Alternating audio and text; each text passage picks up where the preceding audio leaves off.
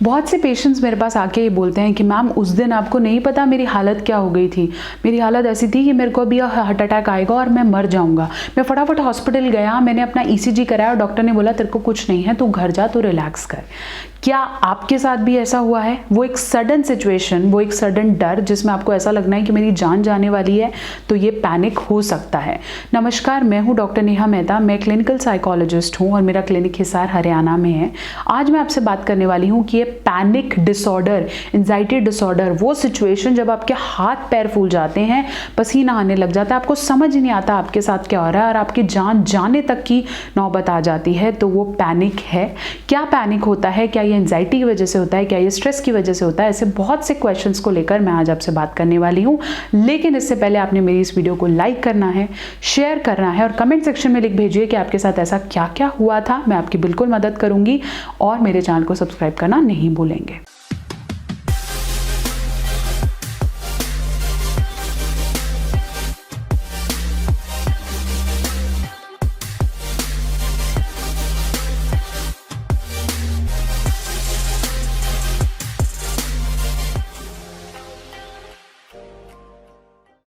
तो चलिए मैं आपको बता रही थी कि पैनिक की सिचुएशन क्या है।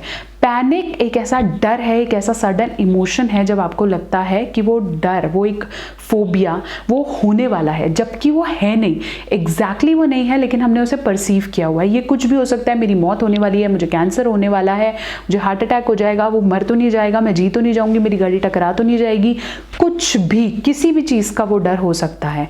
अब क्या होता है कि अगर उसकी वजह से आपकी बॉडी से कंट्रोल छूट रहा है, आपकी सांसें फूलने लगी हैं, आपके हाथ पैर गर्म होने लगे हैं, आपको चक्कर जैसा आने लग रहा है, तो ये पैनिक अटैक की निशानी है।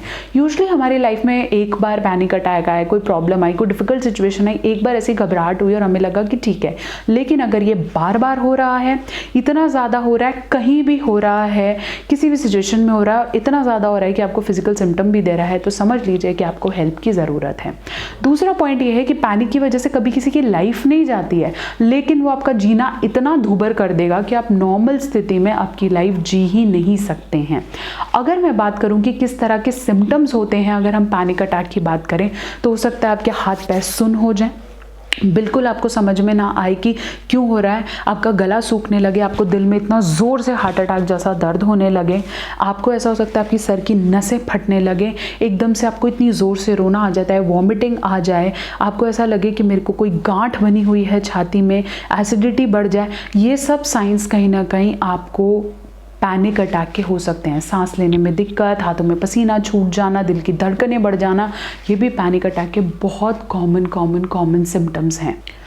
पैनिक अटैक का कोई समय नहीं है कि अब मैं बाथरूम में खड़ी हूँ मुझे तब होगा। पैनिक अटैक कभी भी किसी भी सिचुएशन में हो सकता है। कई लोगों को आपने देखा होगा कि एरोप्लेन से डर लगता है, तो जैसे ही वो एरोप्लेन में बैठते हैं उनके साथ जो सिचुएशन होती है वही एग्जैक्ट सिचुएशन पैनिक की होती है।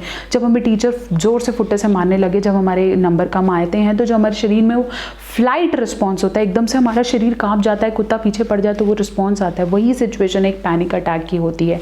बहुत से लोग आके मुझे कहते भी हैं, मैम मुझे पैनिक आता था, मुझे पता ही नहीं चलता था, मुझे उसका नाम ही नहीं पता था, मुझे पता ही नहीं था कि इसके लिए ट्रीटमेंट लेना पड़ता है और मेरी जो हालत होती थी वो लोग समझ ही नहीं सकते थे, मुझे ऐसा लगता था मैं मर जाऊंगा। और यही सिचुएशन एक एग्जैक्ट पैनिक अटैक की होती है।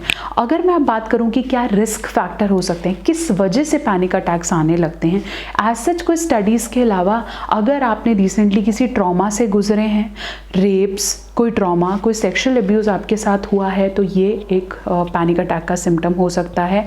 इसके अलावा आपको किसी ने ह्यूमिलेट किया है, कोई बहुत बड़ा कोई स्ट्रेस चल रहा है, कोई ऐसी अचीवमेंट जो आपकी रुकी हुई है, तो भी वो एक साइन है कि आपको पैनिक डिसऑर्डर्स आ सकते हैं।